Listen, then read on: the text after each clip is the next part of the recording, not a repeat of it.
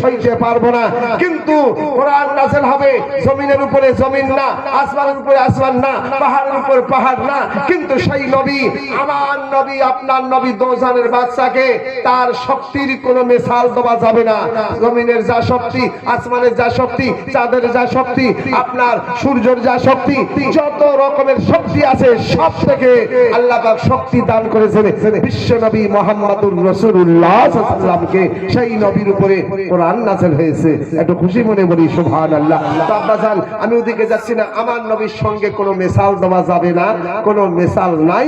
নবী মুহাম্মদকে আল্লাহ পাক লা মিসাল তৈরি করেছেন, তাই বেদের মধ্যে আমার নবীর প্রশংসা লিপিবদ্ধ হয়েছে। ওম নমঃ লিমাংসাং শিবঙ্গান্তি মাওতার পৃথিবী মধম ওম করবা শৈকম নিকম দাম জিকম দাম্মস্তম করবা মানো নমনার্গ ওম করবা মানো নমসর্গ মানো শত মন্ত্রম লা ইলাহা হারনি পাপন ইল্লাল্লাহ পরম পদম জনম বাই গুরু প্রাপ্তি জপে নামে নিরাসনিস মানো তপস মন্ত্রম বিনা উন্নমা বেড়া পার না হই। আহা, শুধু সেই কিয়ামতের ময়দানে, হাসরের ময়দানে কি হাল হবে, কি খবর হবে, সেই হাসরের সংবাদ, সেই কিয়ামতের সংবাদ বেদের মধ্যে প্রমাণ আছে। সেটা একটুখানি, কিন্তু তাদের পার্বণ কটা? পূজা 12 মাসে 13 পূজা, 12 মাসে 13 পূজা, মাসে মাসে পূজা। আবার 12 মাসে 12টা না 13টা, আবার একটা বেশি, প্রত্যেক মাসে পূজা। তার মধ্যে সব থেকে বড় পূজা, সেই পূজাটার নাম আপনাদের শোনাবো। জানা আছে সব থেকে বড় পূজা? দুর্গা পূজার নাম, কালী পূজার নাম, সরস্বতী পূজার নাম, ও বাবা লক্ষ্মী পূজা না। সনাতন ধর্মের সব থেকে বড় পূজাটার নাম বলবো, তার মানে সেটা এত বড় পূজা। ওই পূজা না করলে আপনার দুর্গা পূজা হবে না, কালী পূজা হবে না, লক্ষ্মী পূজা হবে না, গণেশ পূজা হবে না। ওই বড় পূজা না দিলে কোনো পূজা হবে না। সেটা পূজা, কোন পূজা? সেই পূজাটার নাম একটু আপনাদের শোনাবো। কি ভাই শুনতে রাজি আছেন না? সব থেকে বড় পূজাটার নাম আপনাদের সম্মুখে নিয়ে আসবো, কিন্তু তার আগে আমি এটা একেবারে প্ল্যান করে দেই, এটা পরিষ্কার করে দেই। হিন্দু মুসলিম শেখ ইসাই আপোষে আমরা ভাই ভাই, আপোষে আমরা ভাই ভাই। তার আগে বলছিলাম যে মুসলমান হাকিকাতে মরে না, এটা একটু ক্লিয়ার হয়ে যাক। মুসলমান হাকিকাতে মরে না। হ্যাঁ, মুসলমান যখন ইন্তেকাল হয়ে যায়, এই ইন্তেকাল বলে একটা জুমলা আছে, এটা হলো আরবি জুমলা ইন্তেকাল। হ্যাঁ, সে ইন্তেকাল করেছে, মসজিদের মাইক এলান দিয়েছে, অমুকের বেটা অমুক ইন্তেকাল করেছে, তার জানাজার নামাজ হবে মাগরিবের নামাজ বাদ, আসর নামাজ বাদ, জুম্মার বাদ, এরকম এলান হয় না? হ্যাঁ, ইন্তেকাল করেছে। ইন্তেকালের মানে হলো জায়গা পরিবর্তন। এক জায়গায় ছিল, অপর জায়গায় পৌঁছে গেল, তার নাম হলো ইন্তেকাল। ইন্তেকালের নাম, ইন্তেকালের মানে হলো জায়গা পরিবর্তন। জায়গা পরিবর্তন, যেমন এখন আপনি আছেন বাণীতলা, আপনার জলসার স্থানে। এখন যদি আপনার বাড়িতে কেউ খোঁজাখুঁজি করে, আপনাকে বাড়িতে পাবে? বাণীতলা জলসার স্থানে পাবে। এটা জায়গা পরিবর্তন। ঠিক এরকম একটা বিধান, ইন্তেকালের মানে হলো জায়গা পরিবর্তন। বাবা যতদিন দিন ইন্তেকাল হয়নি, ওই মানুষটার সঙ্গে বাণীতলাতে দেখা হবে, হাই রোডে দেখা হতে পারে, দীঘাতে দেখা হতে পারে, বাবা বর্ধমানে দেখা হতে পারে, কলকাতা হাওড়াতে দেখা হতে পারে, উলবাড়িয়া দেখা হতে পারে, ও বাবা 24 পরগনা দেখা হতে পারে, গুয়াহাটি আসাম দেখা হতে পারে, দিল্লি দেখা হতে পারে। কিন্তু যখন মানুষ ইন্তেকাল হয়ে গেছে, ওই মানুষের সঙ্গে বাণীতলাতে দেখা হবে না, দীঘাতে দেখা হবে না, ও বাবা গঙ্গাসাগর দেখা হবে না, 24 পরগনা দেখা হবে না, বাবা দক্ষিণ দিনাজপুর দেখা হবে না, দেখা হবে না। কারণ সে তো ইন্তেকাল করেছে। তাকে সুন্দর করে গোসল দিয়ে, আতর সুরমা লাগিয়ে, ভালো করে কাফন পরিয়ে দিয়ে তাকে আমরা পৌঁছে দিয়েছি জানাজার নামাজ পড়ে 3.5 হাত জায়গা মাটির ভিতর। তার নাম কি? কবর। ওরে চিন্তা করে দেখো না, ওরে চিন্তা করে দেখো না, কবর কি যাইবা না, ওরে চিন্তা করে দেখো না, কবর কি যাইবা না, ওরে বাড়ি গাড়ি টাকা করে কিছুই তোমার থাকবে না, চিন্তা করে দেখো না, কবর কি যাইবা না। বাবারে চিন্তা করে দেখো, আমাদের কবরে যেতেই হবে। এই দুনিয়া যেটা আপনার সুন্দর করে ঘর বানিয়েছেন, একতলা দুতলা বিল্ডিং, এটা আপনার নকল ঘর, আর আমাদের আসল ঘর কবর। ওখানে হবে খাঁটি খবর, তার নাম কবর। এখানে 60 বছর 70 বছর 80 বছর থাকবো, কিন্তু কবরে গিয়ে 60 বছর না 70 বছর না হাজার হাজার বছর ওই কবরে কাটবে। তাহলে এখানে তো মাত্র 40 বছর থাকলাম, 60 বছর থাকলাম, 50 বছর থাকলাম, 12 বছর থাকলাম, কিন্তু কবরে যাবার পরে হাজার হাজার বছর তার কোনো হিসাব নাই, লক্ষ লক্ষ বছর ওই কবরে থাকতে হবে। এটা আমাদের আসল ঘর। কিন্তু সেই কবরের চিন্তা, এই চিন্তা ও চিন্তা, কিন্তু কবরের জন্য কোনোদিন আমরা চিন্তা করি না। এটা হলো আমাদের আসল ঘাঁটি, আসল জায়গা। এই কবরে আমাদেরকে থাকতে হবে। আপনার রোজ কিয়ামত পর্যন্ত কত হাজার হাজার বছর কবরের মধ্যে কাটবে, কিন্তু মানুষ যখন ইন্তেকাল করে 365টা জোড় আছে শরীরে। কটা জোড়? 365টা। কল কবজা আল্লাহ পাক দিয়ে আমাদেরকে তৈরি করেছে। তাই বলা হয়েছে এই মানুষকে আল্লাহ পাক সবথেকে অতি সুন্দর করে আল্লাহ পাক তৈরি করেছে। এত সুন্দর করে তৈরি করেছে, তার কোনো আপনার সম্মুখে আমি মিসাল আনতে পারছি না। সব থেকে সুন্দর করে আল্লাহ মানব জাতিকে আল্লাহ পাক তৈরি করেছে। কিয়ামতের ময়দানে এই দুনিয়াতে আল্লাহ পাক 18,000 মখলুকাত তৈরি করেছে, কিন্তু কোনো হিসাব কারণ হবে না। জিন আর ইনসান, এই দুই জাতির কিয়ামতের ময়দানে হিসাব হবে। কারণ জেনে পায় মানে ভূতি পেয়েছে, ভূত না, আসলে খারাপ জেন আর ভালো জেন। মানুষের মধ্যে যখন ভালো মানুষ আছে, তো ওই রকম ভাবে মানুষের মধ্যে আবার শয়তানও আছে। কথা বুঝতে পেরেছেন? তো জিনেদের মধ্যে ভালো আছে আবার খারাপ আছে। তো যাই হোক, এই জিন আর ইনসান এদের হিসাব কিয়ামতের ময়দানে দিতে হবে, একদম হিসাব হবে আমার আব্বাসান। কিন্তু এই মানব জাতিকে আল্লাহ পাক কত সুন্দর করে তৈরি করেছে, কিন্তু এত সুন্দর করে আল্লাহ পাক আমাদেরকে তৈরি করেছে, কিন্তু সেই আল্লাহ পাকের ইবাদত আমরা ভুলে গেছি। হ্যাঁ এ বাবা, কত সুন্দর আল্লাহ পাক, ওই যে আমাদের এত সুন্দর ওই রাস্তা দিয়ে যাচ্ছে আর বলছে ওর ঘরে কাঁঠাল পাকা আছে, চোখে দেখিনি। কে বলেছে কাঁঠাল পাকা আছে? ঘরের বাইরে থেকে বলছে, রাস্তা দিয়ে যাচ্ছে আর বলছে এই ঘরে কাঁঠাল পাকা আছে। কে বলেছে? A computer. কথা বুঝতে পারেননি? ये কম্পিউটার আল্লাহ পাক সেটিং করে দিয়েছে। হ্যাঁ, খাবার সামনে নিয়ে এসছে, তো খাবারটা 2 দিন 3 দিন হয়ে গিয়েছে, পচে গিয়েছে। কান বলতে পারে না, মুখ বলতে পারে না, এ জবান এখন বলতে পারে না, কিন্তু এ কম্পিউটার খারাপ বলে দিয়েছে। আর যেতেও না বলতে পারে। আর এমন একটা কম্পিউটার এখানে আল্লাহ পাক সেটিং করে দিয়েছে, নুন যদি বেশি হয় তাও আপনার সাক্ষী দিবে, আর যদি কম হয় সাক্ষী দিবে। কে? এই কম্পিউটার আল্লাহ পাক বসিয়ে দিয়েছে। কেন?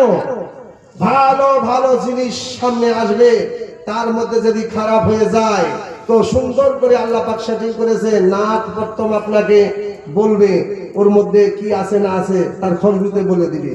চোখ দেখে বলবে কেমন লাগবে। কথা বুঝতে পেরেছেন? এইবার এখানে কি আর কোন রকম আপনার ওর মাপ নাই, ভালো মন্দ যা আছে যেকে বলেই দিবে।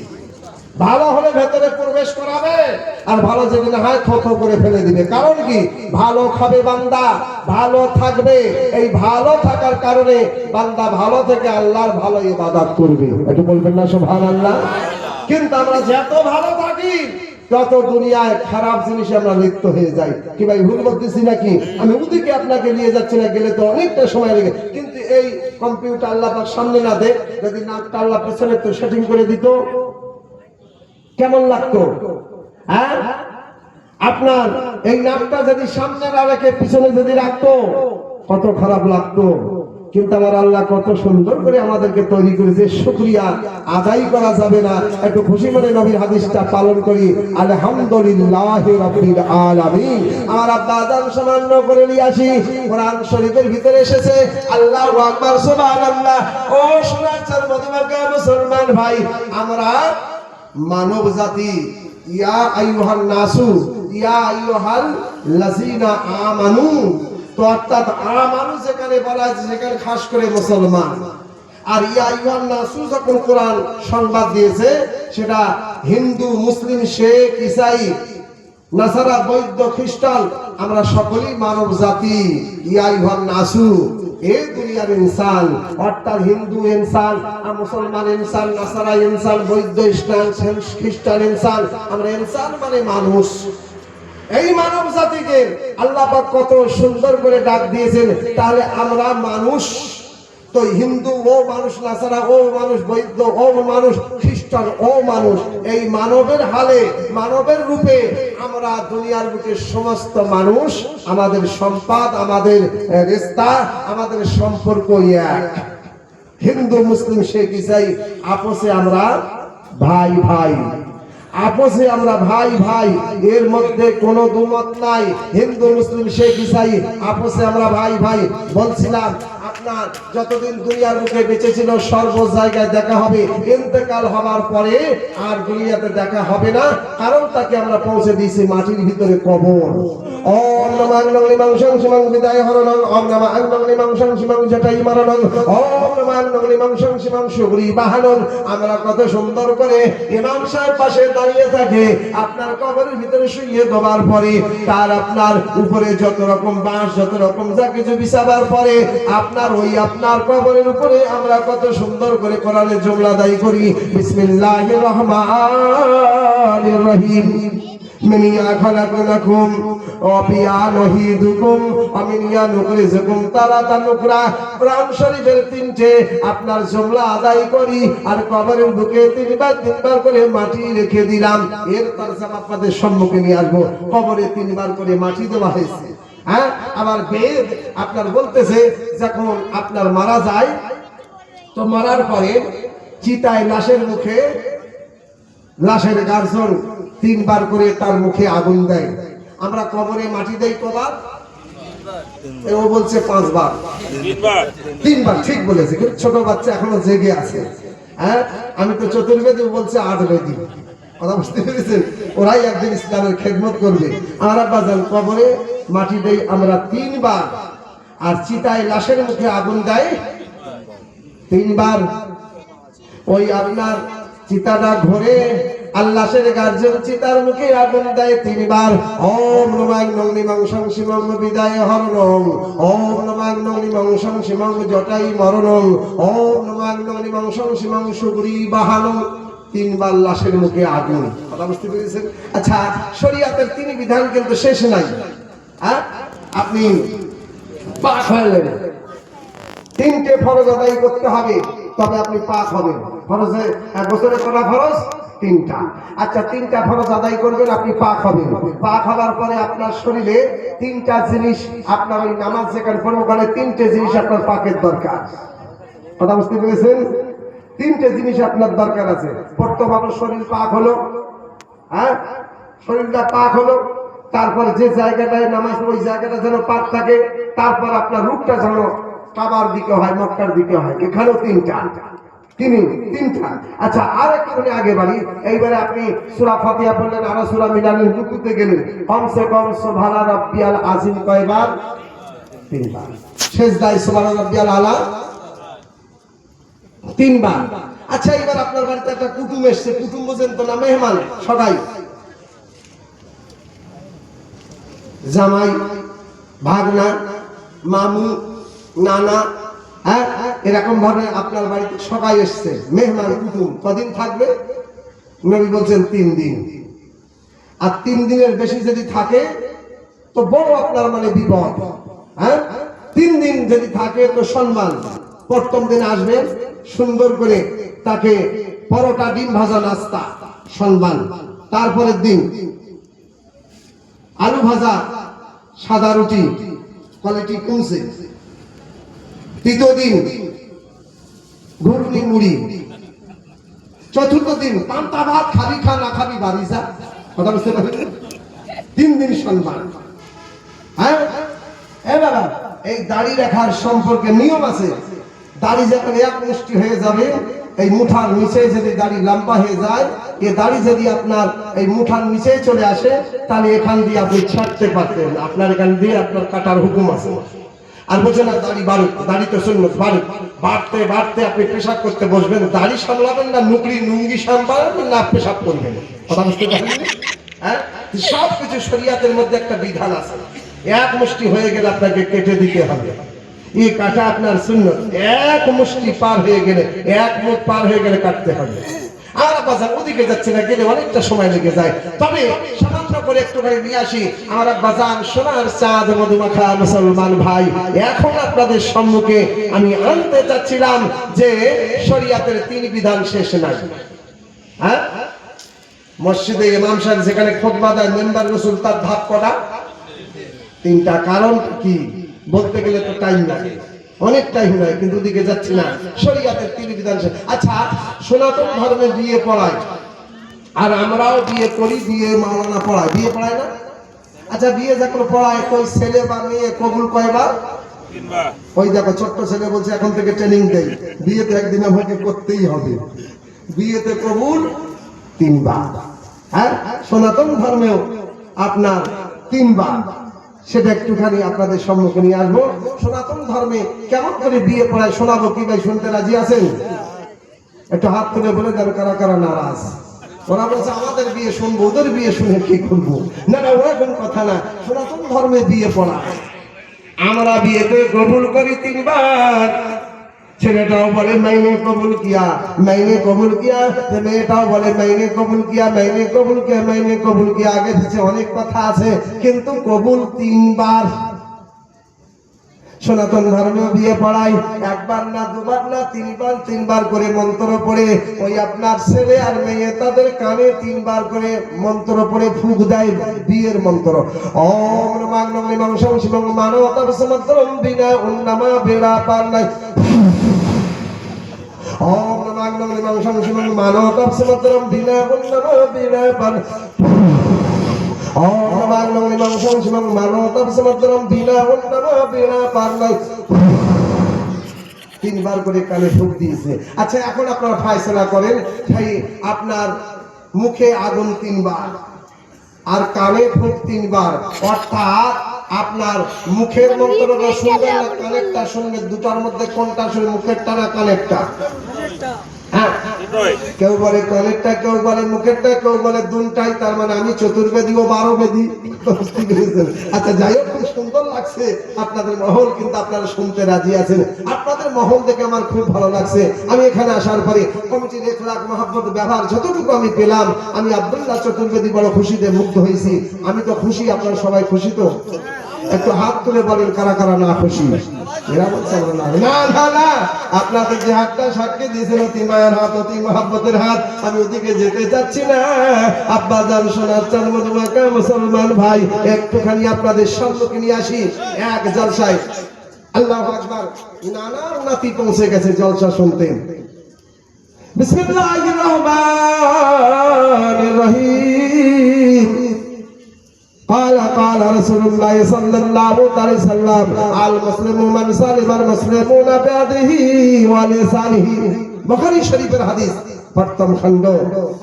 কত সুন্দর এই হাদিসটা আপনাদের সম্মুখে ব্যাখ্যা তুলে ধরবো, মানেটা ধরবো, আপনাদের সম্মুখে বলবো মানেটা, মনটা খুশি হয়ে যাবে। এত সুন্দর কথা আমার নবী বললেন, যে সুন্দর কথা পৃথিবীর বুকে কারোর কাছে পাওয়া যাবে না, আমার নবীর কাছে পাওয়া যায়। সে হাদিসটা একটুখানি আপনাদের সম্মুখে নিয়ে আসবো। তার আগে যেটা বলতেছিলাম, হিন্দু মুসলিম শিখ ইসে আমরা আপোষে ভাই ভাই, কোনের মধ্যে সন্দেহ নাই, আমরা আপোষে ভাই ভাই, আমাদের মধ্যে কোনো সন্দেহ নাই। কেননা বেদের মধ্যে প্রমাণ হয়, আপনার অজুর্বেদের মধ্যে বাপ আদম সাল্লামের নামটা লেখা আছে। অথর্বণ বেদের মধ্যে ভিতরে আপনার মা হাওয়ার নামটা লেখা আছে। বাপ আদম মা হাওয়া, এ কথা বললে জানি বাপ আদম আমাদের আব্বা আদি পিতা, এটাই না বলা হয়? বাপ আদম মা হাওয়া আমাদের মা, আমাদের বাপ, বাপ আদম আমাদের আব্বা, মা হাওয়া আমাদের আম্মা। তাই কত সুন্দর করে বলছে আদি মানব সূত্রপাত। অজুর্বেদের মধ্যে প্রমাণ হয় আদি মানব সূত্রপাত। আদি মানব মানে বাপ আদম, সূত্রপাত মানে মা হাওয়া। আদি মানব সূত্রপাত হইতে মানব জাতির সৃষ্টি, বাপ আদম মা হাওয়া হইতে এই ইনসান হলো দুনিয়াতে আরম্ভ। জোরে জোরে বলি সুবহানাল্লাহ। যত হিন্দু মুসলমান, যত হিন্দু মুসলমান, যত হিন্দু মুসলমান, যত হিন্দু মুসলমান, এক মায়ের সন্তান, যত হিন্দু মুসলমান, আদি মানব সবার পিতা, আদি মানুষ সবার পিতা, শতরূপা হয় সবার আম্মা জান, শতরূপা হয় সবার আম্মা জান। যত হিন্দু মুসলমান, যত হিন্দু মুসলমান, এক মায়ের সন্তান যত হিন্দু মুসলমান। বাবা দম সবার পিতা, বাবা দম সবার পিতা, মা হাবা হয় সবার আম্মা জান। যত হিন্দু মুসলমান, যত হিন্দু মুসলমান, এক মায়ের সন্তান যত হিন্দু মুসলমান। আল্লাহুম্মা সাল্লি আলা সাইয়্যিদিনা ওয়া আলা আলি সাইয়্যিদিনা।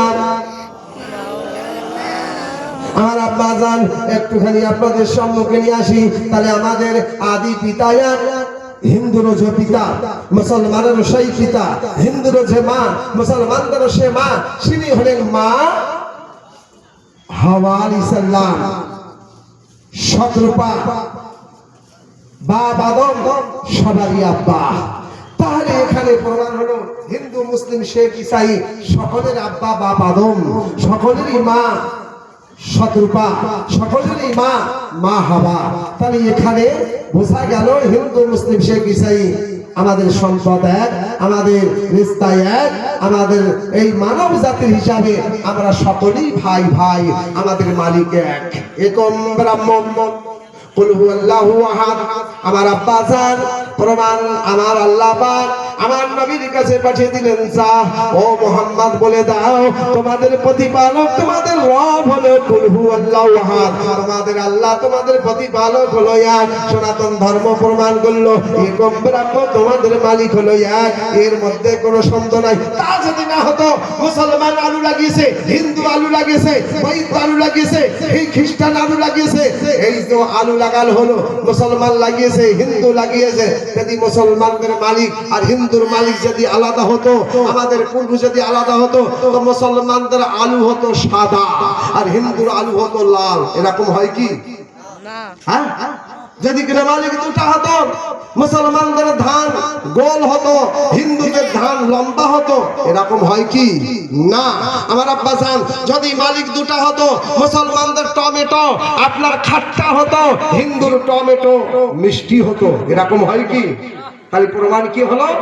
আরে ফসল লাগানে वाला অনেক, ধান লাগানে वाला অনেক, কচু আলু লাগানে वाला অনেক, কিন্তু দেনে वाला মালিক এক।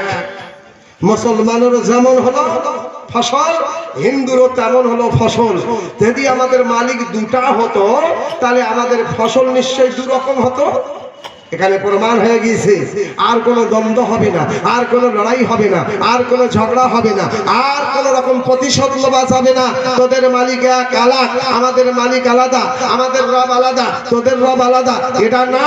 সকলের রব এক, সকলের মালিক এক। কেউ বলে ভগবান, কেউ বলে ঈশ্বর, কেউ বলে আপনার ওম, কেউ বলে আল্লাহ, কেউ বলে আপনার খোদা, আর কেউ বা বলে গড, বলে না? হ্যাঁ, তাই ইংরেজ বলতেছে Allah is one and only Allah, মাশরুক graceful and merciful is our lord prophet Muhammad সাল্লাল্লাহু আলাইহি সাল্লাম was sent to you been the রিজেস clear is our lord prophet Muhammad. ইংরেজ বলতেছে Allah is one and only আল্লাহ।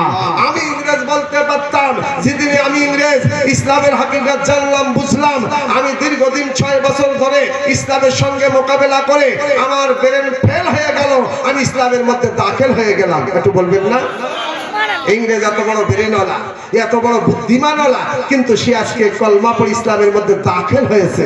ইংরেজও মুসলমান আছে, আছে ইংরেজও কলমা পড়েছে, কিন্তু ইংরেজ কলমা পড়ার পরে সায়েন্স বলতেছে, আরে সায়েন্স লিখেছে ওয়ার্ল্ডের ভিতরে সবথেকে ব্রেন তেজ, দিমাগ বেশি আপনার ইংরেজ।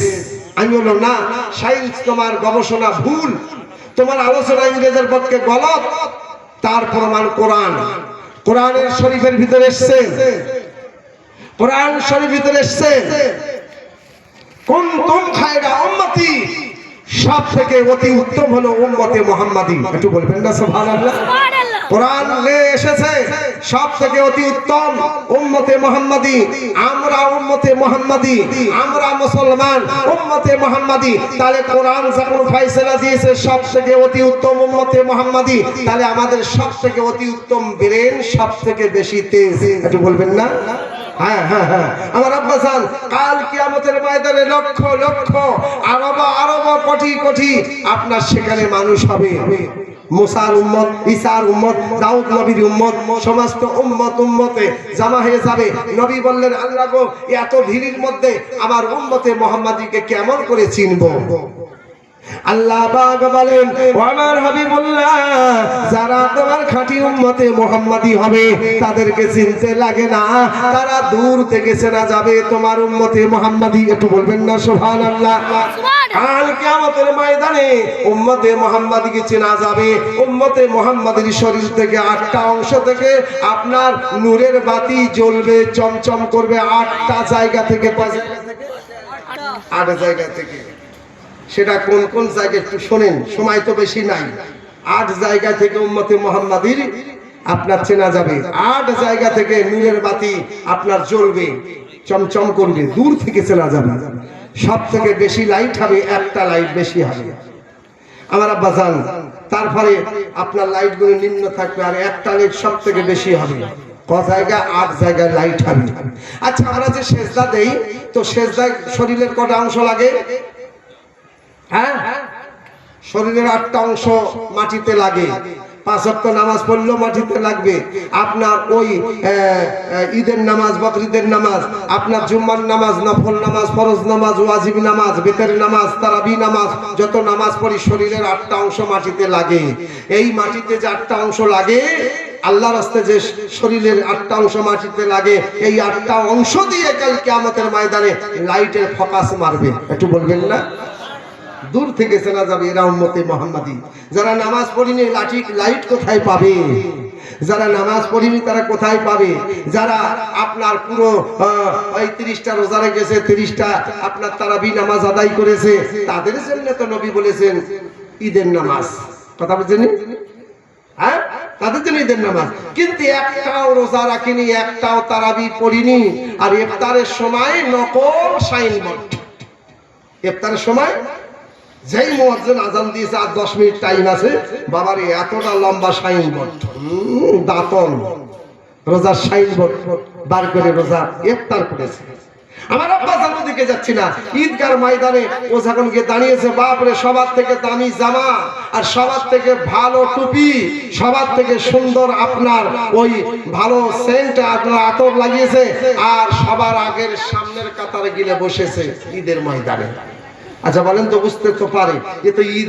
আপনার একটাও তারাবি পড়িনি, একটাও রোজা রাখিনি, কিন্তু তাকে ছেড়ে গ্রামবাসী, গ্রামেরই তো ছেড়ে, কিন্তু সে সবার আগে যে বসেছে তাকে কি কেউ উঠিয়ে দেয়? কেন? শরিয়াত, পর্দা, ইসলাম শান্তি। একটু বলবেন না সুবহানাল্লাহ? ইসলাম অশান্তি চায় না, ইসলাম শান্তি চায়। আমার আব্বা জান, আমি ওদিকে যেতে চাচ্ছি না, তবে এতটুকু মগজে আনতে চাইলাম, আমার ইসলাম সব থেকে অতি উত্তম, সব থেকে সুন্দর। হিন্দু মুসলিম শিখ ইসাই আপসে আমরা ভাই ভাই, আমাদের মধ্যে কোনো দ্বন্দ্ব হবে না, লড়াই হবে না। কিন্তু বর্তমান তো এমন এমন পয়জন ফেলতেছে, হিন্দু মুসলমান বলে মার্ডারের আপনার শেষ নাই। কি যে অবস্থা চলতেছে, বাবু দিকে যাচ্ছি না। হ্যাঁ, যখন এসেছিল বিজেপি, তো আমরা সকলেই বলেছিলাম, বাপরে, একে আমরা আনবো, বিজেপি কি করবে। এইবার দেখ কি করতেছে। বাবু দিকে যাচ্ছি না। কথা হলো, আমরা হলাম এই সরকারের গোলাম, যেটা করবে সেটা আমাদের মানতে হবে। যদি একটু আপনার সোজা কথা, ভালো কথা বলতে চান, কিন্তু আপনিও গ্রেফতার হয়ে যাবেন। কথা বুঝতে পেরেছেন? আমি ওদিকে যাচ্ছি না। বিজেপি আপনাকে বাঁচাবে না, তৃণমূল আপনাকে বাঁচাবে না, ফ্রাট আপনাকে বাঁচাবে না, হেজবুল্লাহ আপনার এদিকে যত রকম আছে, আপনার কেউ বাঁচাবে না। আপনাকে আমাকে বাঁচানেওয়ালা একটা পার্টি আছে, কোন পার্টি বাঁচাবে না। একটা পার্টি অরিজিনাল, সেই পার্টি আপনাকে বাঁচাবে, সেটা হলো নামাজের পার্টি। নামাজের পার্টিতে তাসবিহ পড়েন, তওবা করেন, চোখের পানি ফেলেন, আর আল্লাহর কাছে চান, ওই নামাজের পার্টি আমাদেরকে বাঁচাবে। একটু বলবেন না সুবহানাল্লাহ? হ্যাঁ, কিন্তু আমরা সব কাজ করি, কিন্তু নামাজের পার্টিতে গেলে আমাদের ভারী লাগে। নামাজের পার্টি আমাদের সব থেকে বেশি ভালো লাগে। বাবু দিকে যাচ্ছি না, শুধু একটুখানি আপনাদের সম্মুখে নিয়ে আসি। ওম নমাগ্নং নিমংসং শিমং একম ব্রহ্ম দিত নাস্তি আদি মানসৎ রূপা ওম মহানন্দাদো মহা ওম নম স্বাহা। আমাদের মালিক, আমাদের প্রতিপালক এক, তার সমতুল্য, তার সমকক্ষ আর কেউ নাই, সে মালিক হলো এক। ওম নম স্বাহা, সে সবার থেকে উচ্চ পদ, সবার থেকে উচ্চ সম্পদ, সবার থেকে উচ্চ সম্মান। সেটা আমরা জানি। একবার না, দুবার না, 5 ওয়াক্ত আযান হয়। কত? এই মসজিদে 5 ওয়াক্ত আযান হয়। এই 5 ওয়াক্ত আযানে 6 বার বলা হয়। একবার না, দুবার না, 6 বার বলা হয় 5 ওয়াক্ত আযানে। আল্লাহু আকবার,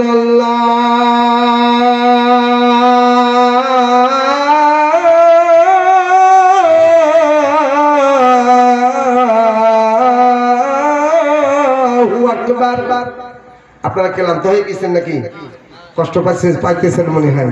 আমরা বাজান, আমি মনে করলাম আল্লাহ চূড়ান্ত শব্দ শোনাচ্ছি, কেউ না কেউ বলবে সুবহানাল্লাহ, কেউ বলে না, মনে হয় ক্লান্ত। তারপরে আমি হাতটা উপরে ইশারা করলাম, মনে করি এইবার সুবহানাল্লাহ হবে, কিন্তু তাও সুবহানাল্লাহ বলে না।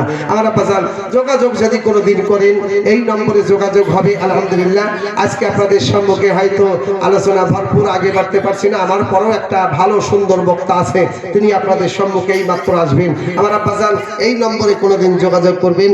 86 95 48 13 11 এই নম্বর আপনার মুখস্থ হয়ে যাবে। 86 95 48 13 11 এই নম্বরে যোগাযোগ হবে।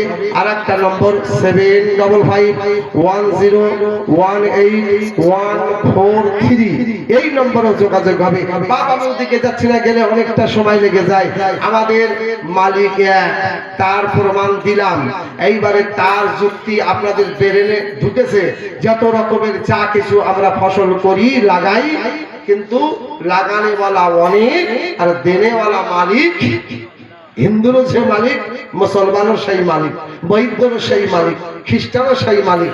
তাই আমার আল্লাহ পাকের সম্পর্কে ইংরেজ বলতেছে, সি মাই ডিয়ার ব্রাদার, শুনো মেরে ভাই, আল্লাহ ইজ ওয়ান এন্ড ওনলি আল্লাহ। আমি বলতে পারতাম চাঁদ বাবা ওয়ানলি চাঁদ বাবা, গড আল্লাহ ইজ ওয়ান, আর চাঁদ বাবা ওয়ানলি চাঁদ বাবা, ভগবান ওয়ানলি ভগবান, ঈশ্বর ওয়ানলি ঈশ্বর, ওম ওয়ানলি ওম ওয়ানলি ওম ওয়ানলি ওম। আমি বলতে পারতাম, কিন্তু ডিকশনারি খোলার পরে আমি ইংরেজ পেলাম সোজা আর সুন্দরভাবে বোঝানো আছে কি আল্লাহ। আল্লাহ এই জুমলার আর অন্য কোনো ব্যাখ্যা হয় না। ওমের মানে আরো কিছু হতে পারে, ঈশ্বরের মানে আরো কিছু হতে পারে, ভগবানের মানে আরো কিছু হতে পারে, গণের মানে আরো কিছু হতে পারে, কিন্তু আল্লাহর মানে অন্য কিছু হবে না। আল্লাহর মানে আল্লাহই পাওয়া যাবে। একটু বলবেন না সুবহানাল্লাহ? তাই বলতেছে Allah is one and only আল্লাহ। ইস আবার লর্ড প্রফেট মুহাম্মদ, ইয়া আল্লাহ মুহাম্মাদের উপরে, মুহাম্মদকে আল্লাহ পাক পাঠিয়েছেন দুনিয়াতে। ইস আবার লোক প্রফেট মুহাম্মদ, আর যত যা কিছু আল্লাহ পাকের দেওয়া ছিল was sent to you with religious clear. যত যা কিছু আল্লাহ পাকের দেওয়া ছিল সব কিছু ক্লিয়ার করে, পরিষ্কার করে আমার আল্লাহ মুহাম্মাদের উপরে কোরআন নাযিল করে দিয়েছে। একটু বলি সুবহানাল্লাহ। এই কোরআনে সব কিছু আল্লাহ পাক দিয়েছে। এই কোরআনে সব কিছু আছে। আব্বাস আমি ওদিকে যাচ্ছি না, সামান্য করে একটুখানি নিয়ে আসি। আমরা হিন্দু মুসলিম, আমরা শেখ ইসাই বৈদ্য, আমাদের সবারই মালিক এক। তার প্রমাণ একটু, আচ্ছা আমি মাওলানা আব্দুল্লাহ চতুর্বেদী, আমার শরীর যদি কেটে যায় তো রক্তের রং হবে কেমন? ছোট বাচ্চা, শিশু বাচ্চা রক্তের রং, মহিলা রক্তের রং লাল, হিন্দু রক্তের রং লাল, বৌদ্ধ খ্রিস্টান রক্তের রং লাল, ইহুদি নাসারা রক্তের রং লাল, হিন্দু মুসলিম রক্তের রং লাল। তাহলে বোঝা গেল আমাদের সমস্ত মানব জাতির রক্তের রং হলো লাল। আমরা সবই একই কোম্পানির মাল। একটু বলবেন না সুবহানাল্লাহ? আমাদের কোম্পানি এক, আমাদের মালিক এক, আমাদের রব এক, আমাদের আল্লাহ এক। বাজান সেই আল্লাহ পাকের যদি নবীর তরিকায় ইবাদত করতে পারি। বেদ বলতেছে ওম নমঃ লিমাংসং শিবং আহা, কত সুন্দর করে বলতেছে। ও বাবা সনাতন মুসলমান ভাই, বেদ বলতেছে আমরা প্রভুকে ডাকবো, আমরা মহাপ্রভুর আপনার পূজা করব। কেমন করে করব, কিভাবে করব? আল্লাহ আল্লাহ সুবহানাল্লাহ। আজকে জলসা এসছে আপনার দূর দূর থেকে মাওলানা পীর কেবলা আলেম ওলামা। এখন পাবলিক গিয়ে বলছে মাওলানা আমরা আল্লাহ পাকের কোন তরিকায় ইবাদত করব? হাফেজ সাহেব আমরা আল্লাহ পাকের কোন তরিকায় ইবাদত করব? পীর কেবলা আমরা আল্লাহ পাকের কোন তরিকায় ইবাদত করব? ও দুনিয়ার আলেম ওলামা মুহাদ্দিস বলো আল্লাহ পাকের কোন তরিকাতে ইবাদত করব? কিন্তু সমস্ত পাবলিকের প্রশ্ন শুনলো মাওলানা হাফেজ কারি মুফতি মুহাদ্দিস পীর কেবলা সকলে বলবে, পীর কেবলা বলবে, আলেম বলবে, উলামা বলবে, মাওলানা বলবে, জগতের মুসলমান রে আমার আল্লাহ পাকের ইবাদত আদম নবীর তরিকাতে হবে না, ঈসা নবীর তরিকাতে হবে না, দাউদ পয়গম্বরের তরিকাতে হবে না, ইব্রাহিম খলিলুল্লাহর তরিকাতে হবে না, একমাত্র আল্লাহ পাকের ইবাদত হবে যিনি বলেন ইমামুল আম্বিয়া নবীদের সরদার নবী মুহাম্মদুর রাসূলুল্লাহর তরিকায় আল্লাহর ইবাদত করলে মুসলমান তোমরা গ্যারান্টি জান্নাতবাসী হয়ে যাবে। আল্লাহর ইবাদত বিশ্ব নবী মুহাম্মদ সাল্লাল্লাহু আলাইহি তরিকায় হবে, আর কোন তরিকায় আল্লাহর ইবাদত হবে না। আমার আব্বা জান তাহলে এই নবীর আল্লাহ পাক কত বড় সম্পদ দান করেছেন। আমি ওদিকে যাচ্ছি না, আরেকটা কথা আপনাদের সম্মুখে নিয়ে আসি। মুসলমান হাকিকাতে মরে না, কিন্তু এই মুসলমানের শরীরের 365টা জোড়ের মধ্যে 364টা জোড় অফ হয়ে যায়, বন্ধ হয়ে যায়, কিন্তু শরীরের একটা জোড়, একটা মেশিন, একটা পার্সে আল্লাহ তাকে জিন্দা রেখে দেয়। একটু বলবেন না সুবহানাল্লাহ? কেমন কেমন কেউ মানে কেউ মানে না। এখন ভারতের মুসলমানের মধ্যে মতভেদ, কিন্তু আর 2 ঘন্টা পরে সমস্ত মুসলমানদের একমত। বলছে কি কোনটা আপনার পার্সে জিন্দা থাকে? এই আপনার হাত এটা একটা পার্সে, পা এটা একটা পার্সে, আপনার শরীরের এই সমস্ত সব পার্সে, কিন্তু একটা পার্স আল্লাহ জিন্দা রেখে দেয়। সেই লাশের কোন পার্স জিন্দা রেখে দেয়? বাবা হাত দুটো আবাস হয়ে গিয়েছে, চোখ দুটো আপনার অন্ধকার হয়ে গিয়েছে, গোটা শরীরটা ঠান্ডা হয়ে গিয়েছে, মারা গিয়েছে, ইন্তেকাল করেছে, কিন্তু এই লাশের একটা মেশিন আল্লাহ জিন্দা রেখে দেয় কুদরতি অবস্থায়। সেটা কি? লাশের কান। লাশের কান আল্লাহ জিন্দা রেখে দেয়। একটু বলবেন না সুবহানাল্লাহ? মা কান্না করে লাশ শুনতে পায়, আব্বা আসার খেয়ে জমিনে পড়ে লাশ কানে শুনতে পায়, কিন্তু কানে শুনতে পায়। একদল মুসলমান বলে হ্যাঁ, আর একদল মুসলমানে না, না হতে পারে না। কিন্তু আর মাত্র 2 ঘন্টা পরে এখন বিশ্বের সমস্ত মুসলমানের একমত, এটা তো কানে শুনতে পায়। আমার আব্বা জান ওই কবরে মাটি দেওয়ার পরে, দাফন করার পরে যখন লাশটাকে ছেড়ে আপনি চলে আসবেন মাটি দিয়ে দাফন করে, আর আপনার ওই 40টা পার হয়ে যাবে, ওই কবরের ভিতরে চলে আসবে ফেরেশতা। একটু জোরে জোরে বলি সুবহানাল্লাহ। ফেরেশতা আসবে আর লাশের কবরে পশ্চিম আর উত্তর কোণাতে আর একজন আসবেন। আহা, তিনি কে? তিনি হলেন দয়ার মায়ার নবী কবরে আসবেন। একটু বলবেন না সুবহানাল্লাহ? হ্যাঁ, নারায়ে তাকবীর, নারায়ে রিসালাত, জলসা কমিটি জিন্দাবাদ, বাওয়ানতলা নিবাসী জিন্দাবাদ, तमाम সুন্নি জান্নাতি মুসলমান। আজকে সেই কবরের পশ্চিম উত্তর কোণাতে আসবেন। তিনি কে? দয়ার মায়ার নবী উম্মতে মুহাম্মাদের মায়ায় কবরে আসবেন। একটু বলবেন না সুবহানাল্লাহ? কবরে ছেড়ে দিলাম, লাশ রেখে দিলেন, আপনার পর আপনার হইতে লাশ পর আপনার লাশ আপনার হইতে পর, আর কেউ আপন নাই, কিন্তু কবরে অতি আপনজন আসবেন। তিনি দয়ার মায়ার নবী মুহাম্মদুর রাসূলুল্লাহ সাল্লাল্লাহু আলাইহি ওয়াসাল্লাম কবরে আসবেন। কিন্তু ওই কবরে নবী আসবেন, কবরের ভিতরে আপনার যখন নবী আসবেন দাঁড়িয়ে থাকবেন উত্তর পশ্চিম কোণাতে আমার নবী। লাশের মাথার দিকে, সুবহানাল্লাহ, লাশের মাথার দিকে সে আমার নবী তাকিয়ে থাকবেন। হায় রে আমার উম্মতে মুহাম্মাদি, আমি তোর মায়ায় তোর কবরে আসলাম, এটা তোর কবর প্রথম ঘাটি, এখান যদি কিনা তোর এই ঘাটি যদি কিনা তোর পার হয়ে যায়, তোর কিয়ামতের ময়দান তোর সুন্দর হয়ে যাবে। আমি মুহাম্মদ তোর কবরে আসলাম, তুই এই কবরে একটা না দুটা না ফেরেশতা তোকে তিনটা প্রশ্ন করবে, তিনটা প্রশ্ন, তিনটার মধ্যে যদি দুটা ফেল হয়ে যায়, সব থেকে নিম্ন প্রশ্ন, আমি মুহাম্মদ তোর কবরে আসলাম, আর স্কুলে ছেলেটার পরীক্ষা দিয়েছে, তো যদি কিনা ওখানে প্রশ্ন হয়, প্রশ্নের মধ্যে সব থেকে নিম্ন প্রশ্নটা যদি উত্তর দিতে পারে, তাহলে ক্লাসটা পার করে দিবে, পাস করে দিবে। আর যদি নিম্ন প্রশ্নটা উত্তর না দিতে পারে, তো ওই ক্লাস পার হবে না, ওই ক্লাসে এখন 1 বছর থাকতে হবে। এটা দুনিয়ার স্মৃতি, আমি ওদিকে যাচ্ছি না। কিন্তু কবরে ফেরেশতা প্রশ্ন করবে, একটা না দুটা না তিনটা, তিনটা প্রশ্ন করবে। এখন লাশটা আপনার শোনা তো শোনা, ওই লাশটা কবরের মধ্যে